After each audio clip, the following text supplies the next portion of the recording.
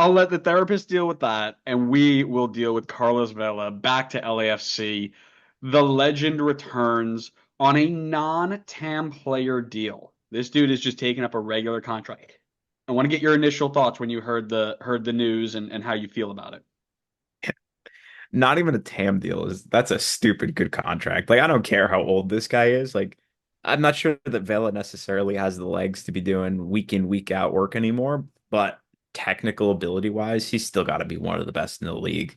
Like he's going to be coming on. Like if he's not starting, like there's not too many games left in the season, so I could see him having more of a regular starting role just to kind of round things out in the season. But if he is coming off the bench like in the playoffs or something, that's so dangerous. Imagine this LAFC team with the option of Carlos Vela off the bench to go against some tired legs. That's disgusting.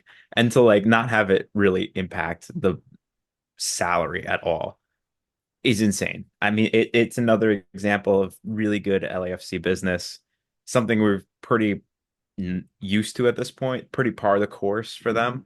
And I feel like they're still just continuing to push the boundary on what you could build in an MLS roster. I mean, they've been the leaders in that for a few seasons now. Well, we've made it 4 minutes before Connor jumped the script. That's great. Um, That's some. If I'm not jumping the script, is it really a DP Pod episode? Correct, correct. Listen, I think like you mentioned, Club Legend returns on a non-TAM player deal in the middle of a push to win multiple pieces of silverware. He's joined on before the U.S. Open Cup final as well. It's a great get. Now, the question that I have, and maybe we can just throw this in there. I didn't really have a section for it, but if you're signing on a non-TAM player deal, clearly the money isn't the issue. You could fit him under your salary cap. You didn't need any special designations for him. Why now and why not at the beginning of the season? Right? Maybe Like it's a maybe that's a win. It's a Vela win no thing. matter what. But clear like this isn't him being like, "Oh, I needed a break." You clearly Maybe could have made this work, right? I feel like it's got to be a Vela thing, right? Because or I mean, yeah, I mean, I'm thinking it's a Vela thing. Because remember at the start of the season, he was rumored to San Jose, right? Oh Like I yeah. don't think he's going to San Jose because he's like, oh man, I'm dying to play on this San Jose team. I think he was going to San Jose because they were going to pay him like good money to go there. And then when the good money just didn't end up showing up, he LAFC just kind of came in and was like, hey, like we can at least give you some games. Like you're familiar with our club. Like the fans already love you. You could just come in here, play a little bit towards the end of the season, at least make some money versus making nothing. So I'm personally of the belief that it's probably Vela looking for money and he just didn't end up getting it.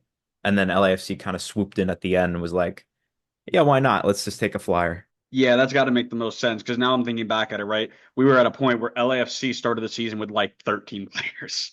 Like there's no way Yeah. that there was like a roster restriction or anything like that. Like they weren't tied where they couldn't get him on this salary. So yeah, it had to Yeah. be him, waiting for money, waiting for money. Nothing kind of happens and bang, here you go. That makes sense. No, so from there, he's in there. He hasn't played since MLS Cup 2023. How quickly do you get this guy involved? What do you see him right off the bat? Are there a couple of sub appearances? LAFC 2 minutes. What are they? How quick does he get involved in this group? I definitely think it's going to be slow work, like working him back into the team. Like I don't personally see a situation where he's just going to get thrown right back into things, especially because I mean, I think maybe he could take Oliveira's spot on the wing, but I think that would be kind of tough. Certainly right off the bat, I don't think that's going to be the case. I mean, you're not taking Denny Bouanga out of this team. That's a given. You got Giroud up top now. So you don't need to play Vela as like a false nine or striker anymore. And then I think Oliveira is the only spot, unless you're going to play him centrally in an attacking role, where he could break in as a starter. So I think it's probably smart to kind of ease him back into things anyway, because as you said, it's been a long time since he's played. But I think he may not even get into the team when he's played a few games and he's gotten a bit more up to speed. I think he could be just a bench alternative option for them, especially if they're making runs in the MLS Cup playoffs. Yeah, I mean, listen, LAFC play a simple formation. It's not going to be a big have to learn all this complex tactics, but it's high octane, right? Lots of transition, a lot of big explosive movements out of the attacking front three, he's got to get up to fitness. And I'm sure that he was still doing stuff off to the side when he wasn't playing with them, but I wouldn't expect to see him get 90 minutes for this team from the start. And kind of as you mentioned, with the way that the roster team is built already, I think it'd be tough for him to get into the starting 11 to begin with, which is really good because good job you jumped forward into the next point. Where It's does he what I fit into do. LAFC's side, right? He's played a lot of roles for this team in the past, and they all have talent and depth at the moment. On the right, you've got Oliveira Martinez. On the left, it's this guy, Denny Bouang. I don't know if you've heard of him. He's kind of like in the Golden Boot top five. I only know Um, Dennis. I don't know who Denny is. yeah. And then Denny's at like the diner. well, and then at the nine, it's Olivier Giroud and Kai Kamara, who, granted, haven't had the greatest start to the season, or rather to their careers at LAFC. They weren't there at the beginning, but even if you want to think about dropping him as a 10, you've got Bogusz and O'Brien in that role. Like it's packed in there. So I would agree with you. I think his best role for him is off the bench, tired legs, and where that is and how long he can last is all going to depend on how fast he picks up the fitness to play in this counter-attacking system. My guess, if I had to, pin him in right now, is he probably takes David Martinez and bumps him down, who's been playing well, by the way, but bumps him down a peg and becomes a sub out wide for Oliveira late in the game. That'd be where I guess he'd fill in. Yeah, that'd be my guess as well. I mean, especially for like a playoff push. Martinez is pretty young, isn't he? Oh yeah, He's he's like like seven. He's a 17-year-old, I think. He's real young. yeah, exactly. So I think if they're gonna have somebody as a backup for Oliveira, I think they're gonna want to go with someone with a bit more experience. I mean, who better than a guy like Vela, who's been, I mean, just last season or sorry, I actually don't. Oh yeah, just the last couple seasons in MLS Cup Finals. So I mean, that's a great option to have off the bench to say the least. Oh yeah, absolutely. And and speaking of the playoff push, right? Like, what does this do for LAFC's MLS Cup chances, right? I'm not so sure it boosts them any higher, but not in the way that Vela isn't a good player, but in the way that they're already so deep that his impact is minimal compared to if you put him on, I'll use RBNY or Charlotte, for example, right? Like, it doesn't drop him any lower. This is the best player in LAFC history. But if he's giving you 30 minutes a game at the end of these at most, right? He might not even have 30 minutes in him. How much of an impact does that make on a team like LAFC that's already so deep attacking wise? If you added him to Red Bull or Charlotte, instantly you're thinking, okay, this boosts them up to another level, right? Somebody who can really make a game changer that they've been looking for the last, depending on who you're talking about, Red Bull for the last decade, Charlotte for the last, their entire existence. There's another level that they can get to. But the LAFC team's been a top three team in the league for the last 3 years at least, and they're deep at so many areas in the attack. It's tough to imagine that 20 minutes of a 35-year-old Vela is going to make that big of an impact on them. Now, me saying that, of course, means that he's scoring the game-winning goal in both the U.S. Open Cup final and the MLS Cup final, but that's okay. Like, clip it.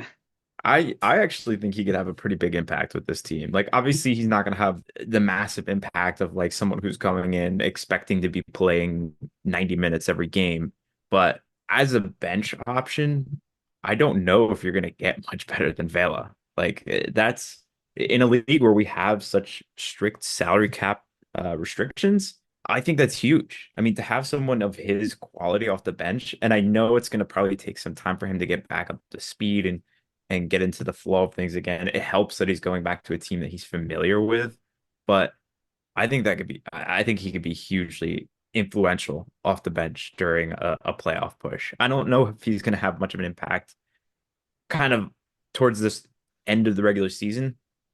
I figure they used that as time for him to kind of get back up to fitness.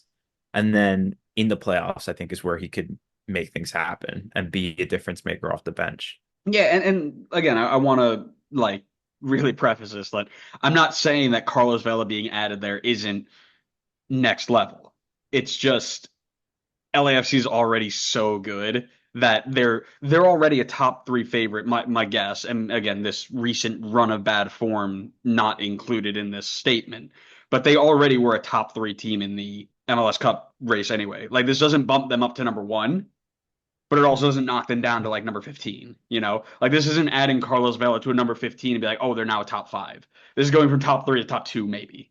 You know, so I'm just talking about like the variability of impact there. Yeah, yeah, sure. But I mean, when it comes to the playoffs and these one-off games, that could be huge. Just that little bit extra. Yeah, which is, you know, all you need is one player to come in and make be a difference maker, which is why Red Bull are going to win MLS Cup because Emil Forsberg's coming back. And we're going to take those, Sure. we're going to turn those draws into wins and wins into trophies. I mean, you Um, listen, you can't play Atlanta every single time. So Dante Van Zier is going to just go back to not scoring again. manifest, manifest, manifest. Great game, by the way. Really, we shouldn't have been. I was texting my pops about it, and we shouldn't have been celebrating a 2-2 draw, considering we should have won that game single-handedly. But you still haven't beaten us at Red Bull Arena, so that's fun.